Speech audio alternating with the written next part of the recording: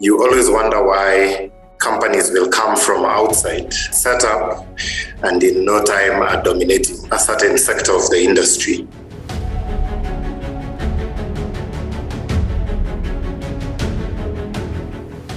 I think our counterparts out there have learned to read socioeconomic data and translate it to business.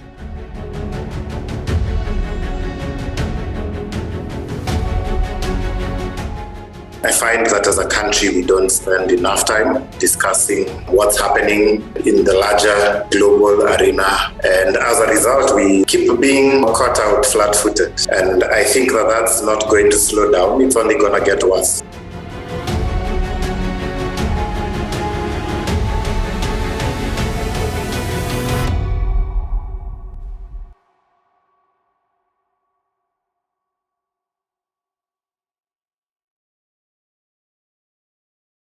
Global environment. There are several trends that are happening there that I think Africans need to sit up and take notice of.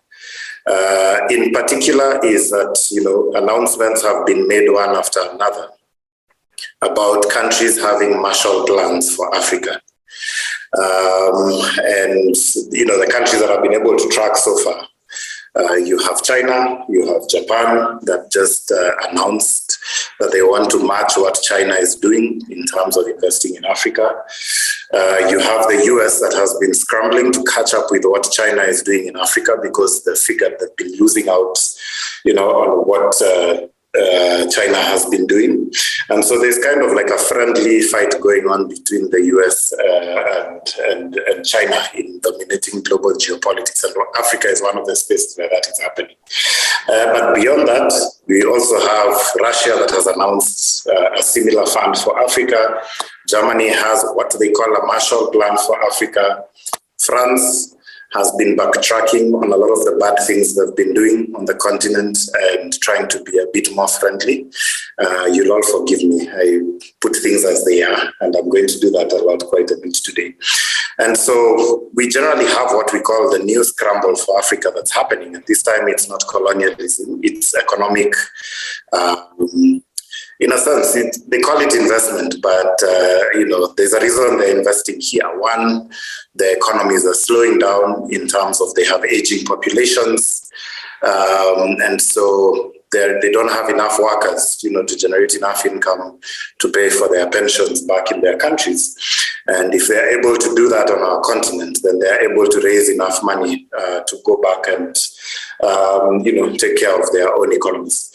And so as this new scramble for Africa happens, one, there's significant resources being pumped into the continent.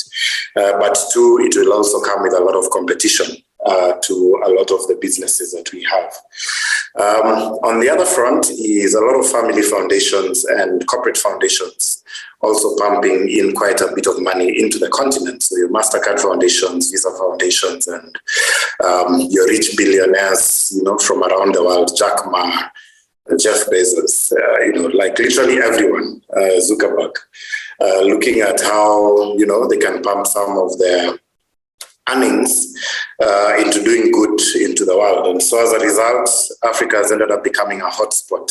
I don't know how many of you took notice last year of the Africa Continental Free Trade Area laws being passed, meaning that, we are building one common market slowly as a continent. And what this begins to mean is that we are slowly moving towards becoming, a seamless economy. It may take 10, 20 years, whatever. But that process has already begun. And you have certain countries that are already saying no visas for Africans, come and do business here, no work permits within regions. And so the truth is there's a lot of Pan-African opportunities that are slowly opening up. Historically, this have not been seen as opportunities because of cultural issues, mistrust issues, barriers towards Africans not allowing each other to work in their own countries, but, putting red carpets for the Chinese and the Westerners. But that trend has begun to change slowly, where you realize now countries are beginning to lower the requirements that it takes for, businesses to go and operate there. And in general, the continent has been growing faster than every other continent. We are at, I think, about 4% this year. general growth. And I say that's taking into account the fact that we have basket cases in the continent and we still are growing at 4%. So that tells you something about what is bubbling under, the ground of a continent. I think we are now getting into the era where we are able to manufacture our own goods. I think locally, a lot of the ladies here will tell us, a lot of them now for hair and skincare products are actually using locally made brands that are potentially better quality than even what comes from the West. Because, a lot of products are made for white skin and we still, bring them here and use them happily, like they are doing great for us. But now the opportunity to start, doing that local production has become huge. The opportunity to grow local brands, your coffee houses, your, fast food, locally made fast food and the like. So, in general, if somebody said they're an Afro-optimist, I don't know if they can beat me at how I look at the continent today and how I look at where Kenya is positioned to benefit from all these trends that are happening. And in my opinion, these trends, despite the fact that we have challenges of our countries borrowing too much money, this gradual growth is likely to continue happening for the next 10, maybe 20 years. And so if you come back to Kenya as an entrepreneur, how should you be thinking? We've just finished an election. In my opinion, when I look at a lot of counties, some have continuity of governors who started quite a number of good projects. Others have significantly improved quality of leadership in terms of, the kind of people making it into office. And so, in my opinion, that also signals that you could see improved, governance and operations in a lot of these spaces that also continue to open up opportunities.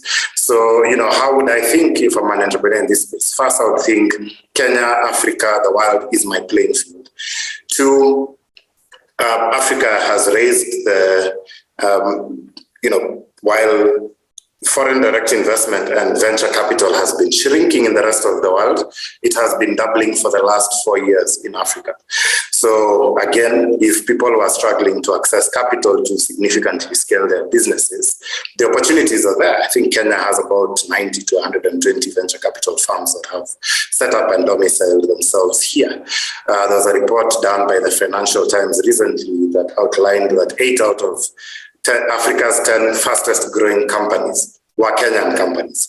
And so a lot of this gets lost because our media, if you're in the media, I'm sorry, I don't know if they're smart enough to cover these things and show the value that is being created. We are busy, following their every move, listening to everything they say. I encourage you, please break out of that and begin to look at the broader global economy. There's a lot of opportunities. Yes, there's also a lot of challenges right now precipitated by, the whole the Russia thing, Ukraine thing on food, on inflation and the like.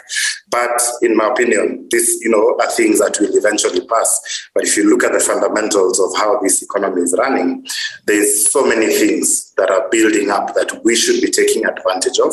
And sadly, I think it's, this wave is passing a lot of people. There are a lot of people who say, we saw our economies grow, but did not benefit from it in any way or the other. So a lot of you here are entrepreneurs. And like I said, think Pan-Africa, think global. Think raising your standards and how you structure your businesses to tap into these opportunities. Think innovating based on our unique circumstances. Here, if you're in Kenya, and I've seen a few of my friends here like Abba, if you've tapped into the fintech space, if you've built, a product, a software on the basis of, say M-Pesa, for example, we are exporting, those kind of systems to the rest of Africa because everyone else wants to know, how do we have payment systems? How do we build investment tools on top of, this mobile money? How do we, build tools that you can use on a day-to-day?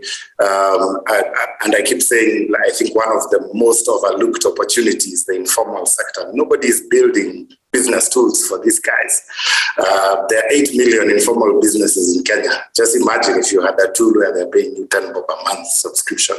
Like, there's so much to create and so much opportunity. And so my encouragement is just, even as we have this conversation, despite all the challenges, if you open up your eyes to the opportunities that are opening up on the continent, the next 10, 20, 30 years could see, the building of African billionaires to grow, rise, and dominate the continent and even the rest of the world. So let me stop there for now, because I can talk.